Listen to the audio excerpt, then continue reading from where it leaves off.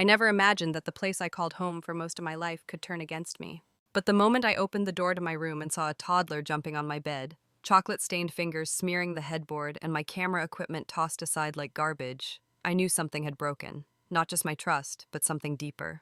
Something between me and my mother that might never be repaired. My name is Anna Leitner, and I was 24 when this happened.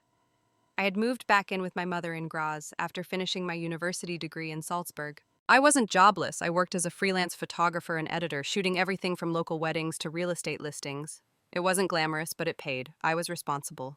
I paid for food, I paid half the electricity, and every month I transferred $400 into my mother's account to cover rent. The arrangement had worked well for nearly a year. I had taken over the attic room, bright, spacious, quiet, with enough space to set up my photography backdrop and editing desk. It was more than a bedroom. It was my workplace, my sanctuary. Then Claudia arrived. She was my mother's old school friend, someone I barely remembered from childhood barbecues and holiday parties. Life hadn't been kind to her. She was freshly separated from her husband, dragging behind her two small children and enough emotional baggage to weigh down a freight train. I didn't protest when my mother said they'd be staying for a little while. At first, it was fine. Claudia and her kids took the guest room on the ground floor. The boys were noisy, but I could drown them out with headphones. I reminded myself that people fall on hard times. I tried to be understanding. I really did. Then, without warning, everything shifted. I came home one afternoon after a long photo shoot in the countryside. I was sunburned, exhausted, and desperate for a shower. When I went to grab fresh clothes from my room, I stopped cold at the top of the stairs. The door to the attic was wide open.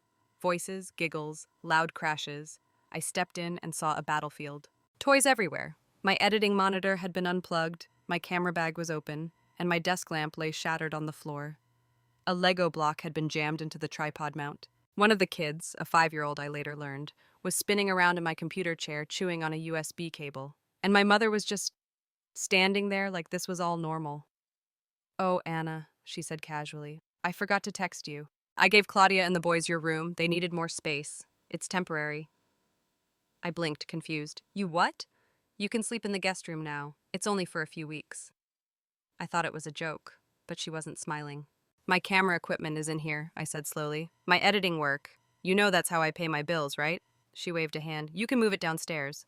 "No, I can't. There's no space. This is the only room big enough." "I'm paying rent, Mama," she shrugged. "They're kids. They need a proper room. You're an adult. Be flexible."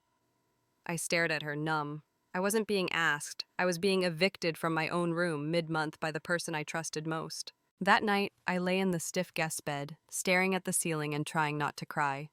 It smelled like mothballs and damp laundry. The sheets were rough, the mattress sagged in the middle, and there was barely enough space for my suitcase, let alone my equipment. My editing laptop overheated after just an hour, and the spotty Wi-Fi down here meant I couldn't even upload photos to my client. I felt like a guest in my own life. The next morning, I tried to reason with my mother. I stood in the kitchen, still in my hoodie from the night before, and said calmly, "I need my workspace back. If Claudia needs more space, can't she share with the boys in the guest room?" But my mother wouldn't even look up from her coffee. "Anna, she's going through a divorce. She has 2 young kids. Just have a little compassion."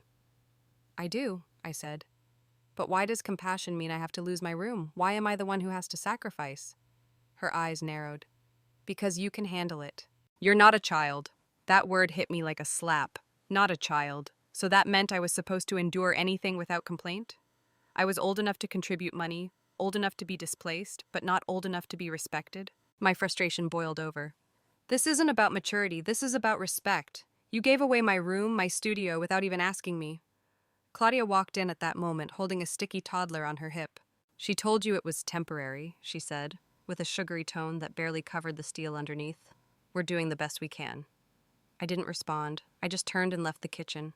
For days, I tried to make it work. I packed my things into boxes and carefully moved my camera, my tripods, my lighting gear, all the tools of my trade, into a corner of the guest room. Every time I needed to edit a project, I had to stack equipment on my lap or sit on the floor, balancing my laptop on a cardboard box. It was impossible to concentrate. My deadlines piled up, and I started missing calls from clients. Meanwhile, Claudia's children treated the house like a playground. They drew on the walls, left banana peels on the sofa, screamed for hours. One day I found yogurt smeared across the lens of my best camera. That lens had cost me more than a month's rent. I said nothing. I swallowed my anger.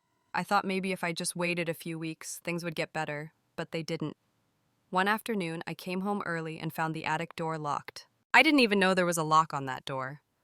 When I asked my mother about it, she said flatly, "Claudia asked for some privacy." "Privacy?" I repeated. "That's my room." She shrugged. "It's only temporary, Anna." I laughed bitterly. "That's what you said 2 weeks ago." She didn't respond, just turned back to stirring her soup.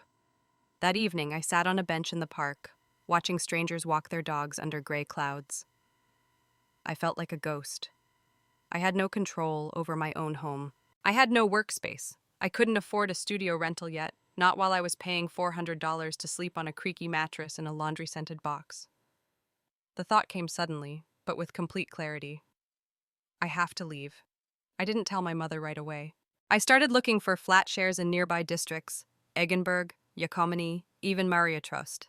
The listings weren't promising, but I knew I could make it work. I could downsize, work late shifts if I had to. Anything was better than this quiet humiliation. A few days later, I overheard Claudia laughing on the phone. "Oh, it's been amazing here," she said. "Her mom basically gave us the top floor. It's huge. The boys love it."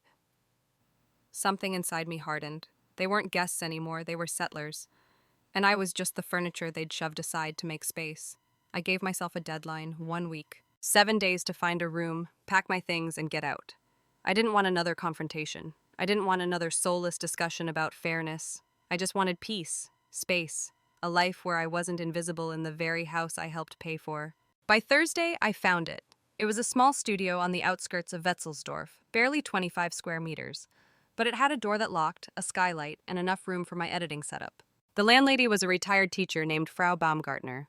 She had a warm smile and didn't blink when I said I was a freelancer. The rent was lower than I expected, and when she told me I could move in the following Monday, I said yes without hesitation. That night, I started packing. I didn't tell my mother. I didn't need another guilt trip. But I did confide in my friend Miriam, who offered to help me move. "You're doing the right thing," she said. "This house doesn't deserve you anymore." I nodded, and still my hands trembled as I folded clothes into suitcases. Saturday morning, I tried to retrieve a few of my things from the attic while everyone was out.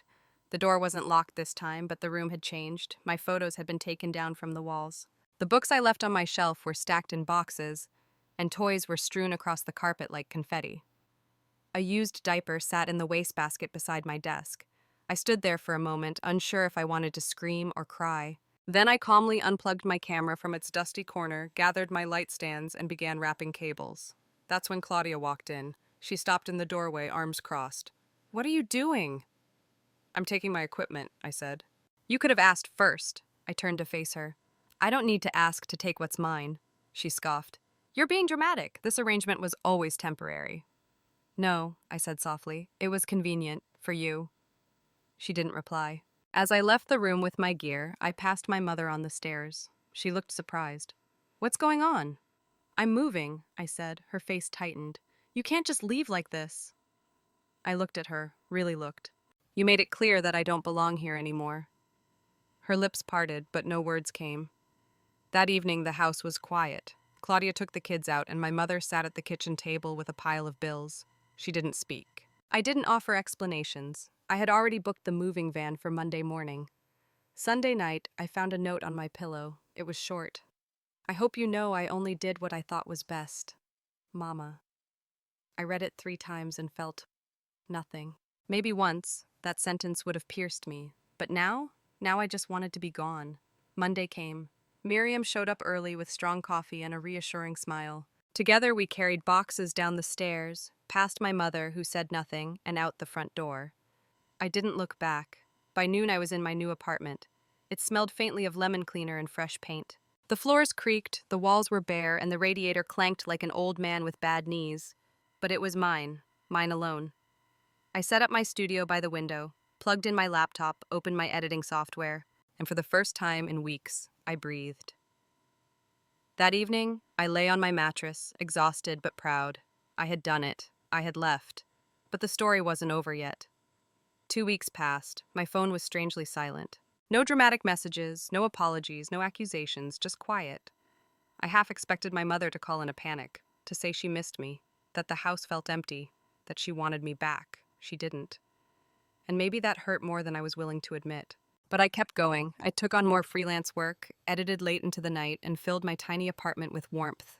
Plants, candles, music, it felt like healing in slow motion. One evening, while reviewing photos from a wedding shoot, I got an email.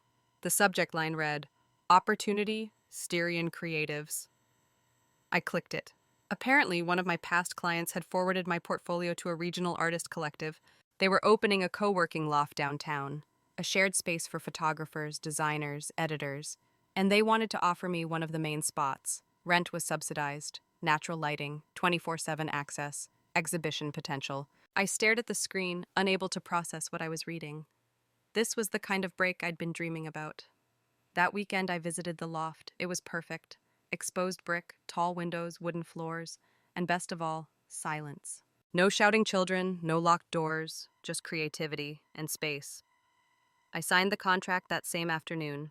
The next month passed like a dream. My work flourished. I launched a new photo series, booked clients I'd once only admired from afar, and even started mentoring a younger student from the university. My life finally felt like it belonged to me.